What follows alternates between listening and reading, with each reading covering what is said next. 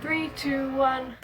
Hello, welcome to me and you kicking back, relaxing and having a good time. I'm still working on an intro. Today I'm going to be taking a personality test because I don't know, I've never taken one. I mean, I've taken like the ones that they give you at like cams and stuff to kind of go like, what's wrong with you? But I've never taken one where it's like, what actual personality type are you? I've taken like the Hogwarts house ones and that kind of thing. Also, I didn't explain the Christmas hat in the last video. It's a Christmas tree. So I'm just gonna start taking the test, I guess. Okay, so it's right here. You enjoy vibrant social events with lots of people. It depends. It entirely depends on the event and on the people. If it's like, people I don't know and it's very loud, no, I hate that. But if it's people I do know and it's like an okay amount of noise, I love it. That's like my favourite place. I just get too scared beforehand. So I'm gonna say yes if I wasn't so scared. You often enjoy spending time exploring unrealistic yet intriguing ideas. Yeah, I mean this whole channel is an unrealistic yet intriguing idea. I'd love to get big on YouTube. That would be a dream come true, but at the same time, everyone's trying to do YouTube and I'm like not the most interesting person and I get anxious about stuff, so the idea of me actually doing well on YouTube is very unrealistic. But it's still, this is the whole thing, is me having fun and going, wow, wouldn't that be so cool? So like and subscribe, I guess. But yeah, I do agree. Your travel plans are more likely to look like rough list of ideas than a detailed itinerary. Well, I mean, I don't make my own travel plans because I have my parents to do that. We don't travel a lot. I disagree because if I was going to plan my own trip, then I would have a set plan and then I wouldn't stick to it. You often think about what you should have said in the conversation long after it's taken place. Majorly agree, yeah. If your friend is sad about something, your first instinct is to support them emotionally and not try and solve their problem. I disagree, but only a little bit because I know that, like, that's my first instinct, and then as soon as I'm like, okay, that's not working, I'll move to trying something else and trying to be emotionally supportive. I think that's what everyone does, though. People can really upset you. I disagree, and then there's that bit of wiggle room, because, like, I don't care when people are, like, I don't know, I don't care what people think unless it's, like, they hit certain points. You often rely on other people to be the ones to start a conversation and keep it going. I agree, yeah, I never know what to say and I get too worried that I'm saying the wrong thing and I don't have the right like energy and I'm not matching the person and all that stuff. If you have temporarily put your plans on hold, you make sure it is your top priority to get back on track as soon as possible. I disagree because I want to get back on track, but I don't. It's just like, I'm so bad. I always think like, oh, it's been too long, I'm not going to be able to do it as well. And you rarely worry if you make a good impression on someone you met. I disagree. I worry about it all the time. Because I know that sometimes I'll make a really bad impression because I'll be just like, I won't get the right, I'll just get it wrong. It would be a challenge for you to spend a whole weekend by yourself without feeling bored. Disagree. I spend all my weekends by myself. Well, I guess I have my family, but I spend them up here. You are more detail orientated than a big picture person. I disagree, but I try to get the details, but then I just don't stick to them. You are very affectionate with the people you care about. Agree, yeah. But I'm affectionate, but I don't show that. So like, I have friends who I haven't met up with in ages because I care about them, but I'm just so worried about getting something wrong and I'm too anxious about it, and just the idea of going outside and meeting with people scares me so much that I don't, but that's kind of because I care about them. You have a careful and methodical approach to life. I disagree. I try to be careful and methodical, but I normally just go back to, because I have routines that happen, and I'll try and put a plan in, and then I'll just immediately go back to that routine. You are still bothered by the mistakes you made a long time ago.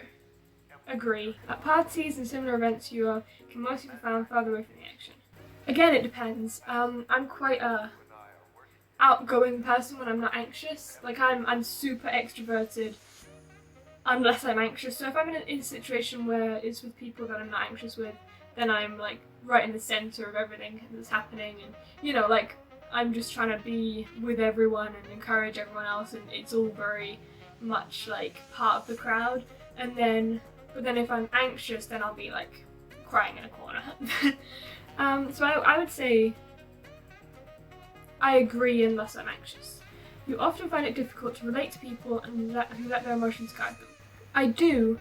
Controversial to what I said before, yeah, because I am completely led by my emotions, or more specifically my anxiety, but at the same time when anyone else is, I just find it so hard to imagine what they're doing, even though that's exactly what I do. Like, I'm quite good at empathizing with people once I know what I'm empathizing with, if that makes sense. Like, if someone says I'm sad, then, or, you know, obviously not that clear, but I'm quite good at going, oh, okay, I understand that, and I'll be as supportive as I can. When looking for a movie to watch, you can spend ages browsing a catalogue. Yeah, because I want to make sure I'm watching the right thing. You can stay calm under a lot of pressure. Strongly disagree. When a group of people you do not know, you have no problem jumping right into the conversation. Disagree. When you're asleep, dreams tend to be bizarre and fantastical. I mostly dream of like things that I guess I don't really remember my dreams unless I dream about the things that I want to do, which I think is kind of rare because most people dream about random stuff, but I tend to dream about something that's quite topical. So I dream about being a YouTuber and like getting money from that so I can get a camera that's better and get a mic that's better. And I dream about becoming an actor, and I dream about being recognised by Hugh Jackman. I dream about things that I want to happen.